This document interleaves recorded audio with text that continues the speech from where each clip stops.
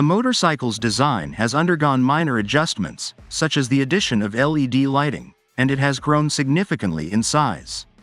The Svartpilen, which is more cafe racer in design, still employs the lower displacement 250cc engine of the KTM 250 Duke but now has more roadster styling overall.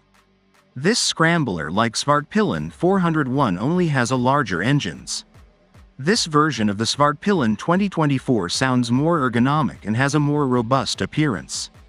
Thanks to a larger 13.5-liter fuel tank, longer seat, by 100 mm, and lower seat height, 820 mm, it's no longer too tight for tall cyclists or too lofty for short riders. The back of the 401 has seen the most cosmetic modification. Unlike the previous tire cover that governed everything, the license plate and all lighting components are now housed in a new rear fender.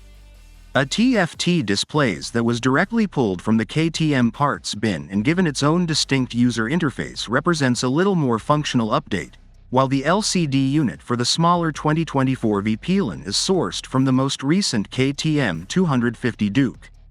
Performance of the motorcycle engine. Indeed, the 399cc liquid-cooled single engine powering the 2024 Svartpilen 401 is the same engine as the current KTM 390 Duke. Now, the Husky and the KTM share many components, including engines, chassis, suspension, along with displays units. Some switchgear is also shared. The Husky's motor is extremely addicting and generates the same 46 horsepower and 37 Nm of torque as the KTM 390 Duke.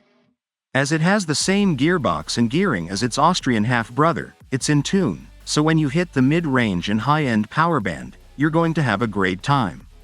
This gizmo is as amazing and bipolar as the Duke. When you're riding at a leisurely speed, the bike is quiet and docile, but when you put in more effort, it joyfully leaps from the calm cliff into a sea of aggressiveness.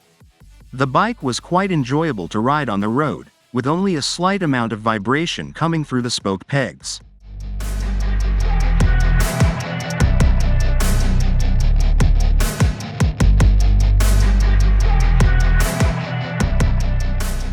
The Svartpilen 401 gets a new tubular steel subframe in place of the aluminum section found on the Duke, even if the chassis supporting the engines is the same as the one on the KTM. The rationale for the longer bench is that this is meant to be stiffer. Compared to a bike as snappy as the 390 Duke, this one seems considerably different in terms of handling and riding. Although there are clear differences in the Husky's sitting and riding position, it seems cozier, especially in traffic and at slower speeds. Throw it around the bend at a faster pace, and the Husky will gladly comply. Simply put, bending forward to securely keep your line on paved surfaces isn't the greatest use of the Scorpion Rally STR's knobby tire with a 17-inch radius.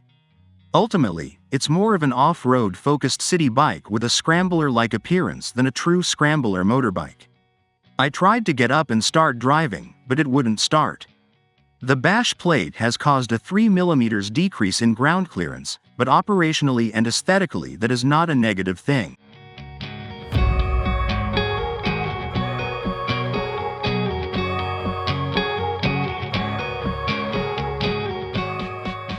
The WP Apex adjustable base suspension on the Svartpilen 401 is a nice feature that lets you customize the bike to your preferences. Excellent considering the cost of the bike. There's a rationale behind that. As you can see, the Husqvarna lacks traction control and cornering ABS due to the absence of a Duke IMU. As of right now, launch control and riding modes are not available. That being said, you won't miss the last bit. However, Bluetooth connection is something that is most likely to be implemented. Most people will find it disappointing that this bike does not have Bluetooth as standard equipment given its present price and that you will need to pay extra for it if you want it. This graph will alter this year, despite the fact that Husqvarna hasn't had many takers during the previous 3 years. Even if it's not as strong and agile as its factory-related Bajaj KTM cousin, it nevertheless has its charms. Its appearance, excellent engine, and general comfort level make it a far more desirable motorbike. Still, Its cost is significantly more than that of the Triumph 400 made at a different Schocken factory. Thus, it all boils down to personal preference and decision, which is advantageous to you as the customer. Lastly, Husqvarna has a respectable assortment that will give you a lot of options.